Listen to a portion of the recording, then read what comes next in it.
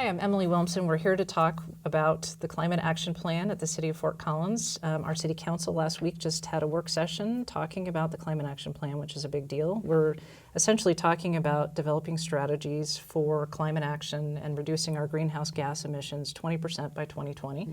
And here today to talk with me are Lindsay Ex, who's Program Manager for the Climate Action Plan. Welcome, Lindsay. Thank you. And Tim McCollough, who is the Light and Power Operations Manager for the City Utilities Division, correct? Happy to be here. Thank you, Tim. I guess one of the initiatives Council's talking about is maybe getting more renewables on the grid and smart grids and how we get infuse renewables on our electric grid. Can you talk a little bit about that? A key goal to achieve is 20% reduction by 2020, and 20% of that is clean energy. That's a new wave of technology that's going to come to our world in light and power, and it's critical that we resource that correctly. We need some additional staff to understand what does it mean to put more solar at the distribution level and other distributed energy resources. Yeah. And so it really is key to staff that correctly. Additional staff is one area that Council is looking at as far as providing additional resources to the city to enact the Climate Action Plan. Is that kind of where we're going with that? Do you want to talk about that, Lindsay? Sure, yeah. And just to back up a moment, I think what's really exciting is that about this time last year, Council looked at adopting and did adopt brand new ambitious goals around climate action planning. And so you mentioned the 20% goal by 2020. They've also advanced our goal around 80% reduction below our 2005 levels to 2030 and to be carbon neutral by 2050. And so over that past year, since last March when Council adopted those goals, we've been really looking at specifically how do we achieve these 2020 goals. And so the position that Tim has identified is one of those enabling support initiatives that's going to help us achieve the goals associated with all the other projects that we think we can get on the ground now to get to our 2020 goal. And so when we were with Council last Thursday night, we talked about 7 initiatives overall and 4 that we felt like we could move on immediately. And one of those will be the position that Tim talked about, as well as a few other enabling type positions. One's a financial analyst to make sure that we're vetting these initiatives properly. Another one's a full-time program manager for the Climate Action Plan. And the 3 other initiatives that we're really excited about is first around building energy disclosure and scoring.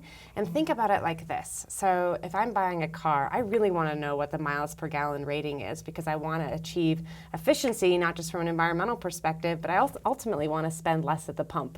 So if I'm looking for a home, what if I know what the energy efficiency of a home is up front so I can think about my ongoing bills as well? So that is the building energy disclosure and scoring. The 2 other initiatives are focused on developing a fund around innovation and how we can pilot and test projects out. One of those initiatives in there is a partnership with the Clinton Climate Initiative, so we're really excited about that. And then finally, we know that the emerald ash borer, which is an insect, is potentially coming to Fort Collins. We're partnering with the Colorado State Forest Service and the U.S. Forest Service to help us understand how can we utilize that wood waste in a way that it's essentially converting that waste to energy. Okay, so you've hit on a really important topic, which is messaging. You know, how can we get the word out more to our citizens about what action it is we're asking them to take? So can you talk a little bit about what is it that we need to do? How are we bringing it down to the individual level? Yeah, well, and I think that's really what you've highlighted as a key next step for us.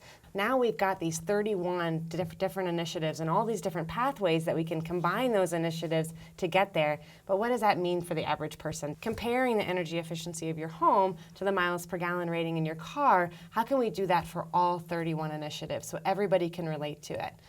Both from a cost perspective as well as a potential savings perspective. So I might insulate my home and there's that upfront cost associated with that, but then there's the long-term benefits of that, not just from an energy efficiency perspective, but also I'll feel more comfortable in my home if it's warmer naturally and it's more regulated that way.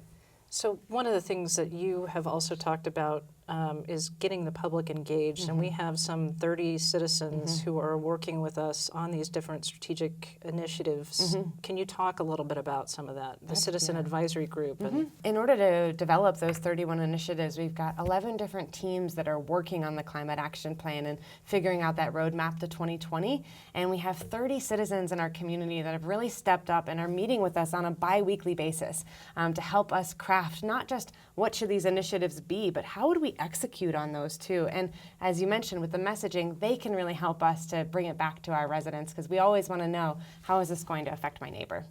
In addition to those folks that are meeting on a biweekly basis, we also have a community advisory committee, and that is representatives of 14 folks from across the community that's kind of like almost acting as an advisory group to us. Are we on the right track with the development of these goals, and really thinking about messaging and what initiatives they would prioritize.